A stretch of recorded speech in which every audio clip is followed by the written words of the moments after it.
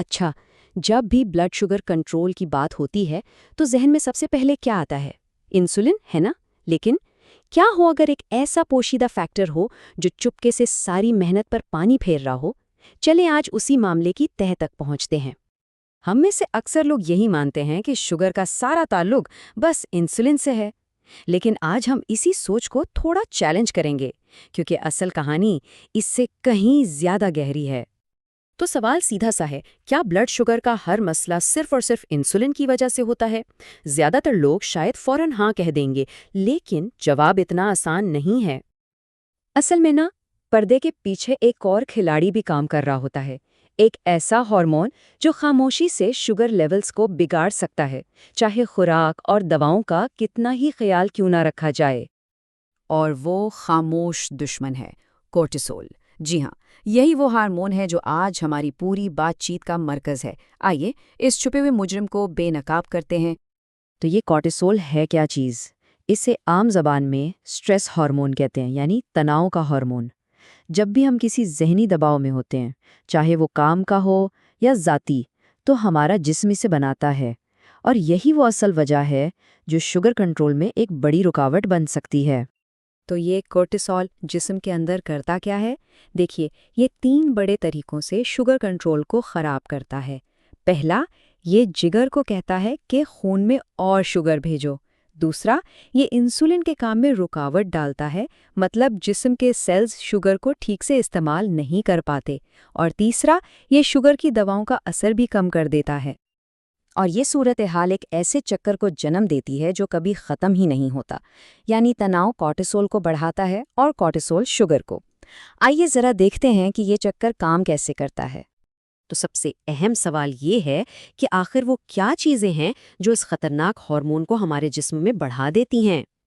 اس کی وجہ اکثر ہماری روزمرہ کی زندگی میں ہی چھپی ہوتی ہیں، جیسے کہ مسلسل کوئی نہ کوئی ذہنی پریشانی، رات کو نیند پوری نہ ہونا، بہت زیادہ سوچنا، سخت ڈائٹنگ کرنا، یا یہاں تک کہ صبح کا ناشتہ دیر سے کرنا۔ یہ بظاہر چھوٹی چھوٹی چیزیں بھی کورٹیزول کی سطح کو آسمان پر پہنچا سکتی ہیں۔ اور جب کورٹیسول مسلسل بڑا رہتا ہے تو اس کے نتائج بہت مایوس کن ہوتے ہیں۔ خالی پیٹ اور کھانے کے بعد دونوں شوگر زیادہ رہتی ہیں، HbA1c کا ٹیسٹ بہتر نہیں ہوتا، وزن کم کرنا ایک چیلنج بن جاتا ہے، اور ہر وقت بس کمزوری اور تھکاوٹ محسوس ہوتی رہتی ہے۔ تو یہ ایک خطرناک چکر بن جاتا ہے۔ دیکھیے یہ کیسے کام کرتا ہے۔ تناؤ بڑھا، جس سے کورٹیسول نکلا، کورٹیسول نے شوگر کو بڑھایا، اور جب شوگر کنٹرول نہیں ہوتی تو اس سے خود مزید ذہنی دباؤ ہوتا ہے، اور بس یہ چکر اسی طرح چلتا رہتا ہے۔ اور پھر اکثر لوگوں کی زبان پر یہی ایک جملہ ہوتا ہے کہ دوائیں بھی کام نہیں کر رہیں۔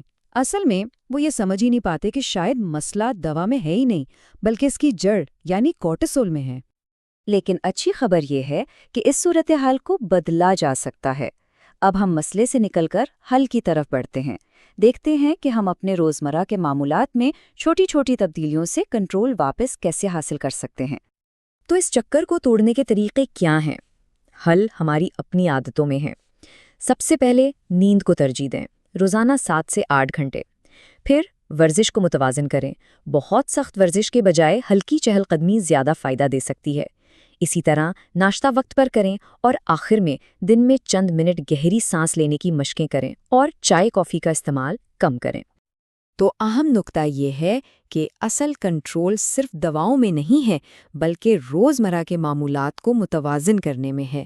جب تناؤ سنبھل جائے گا تو شوگر خود بخود قابو میں آنے لگے گی۔ تو آئیے اس ساری گفتگو کا خلاصہ کرتے ہیں۔ بات بہت سادہ ہے۔ اگر شوگر کو بہتر بنانا ہے تو اپنے تناؤ کو کم کرنا ہوگا۔ پہلے ہم یہ سوچتے تھے کہ شوگر کا ہر مسئلہ انسولین کا ہے، لیکن اب ہم جانتے ہیں کہ اصل رکاوٹ اکثر کورٹیسول ہوتا ہے۔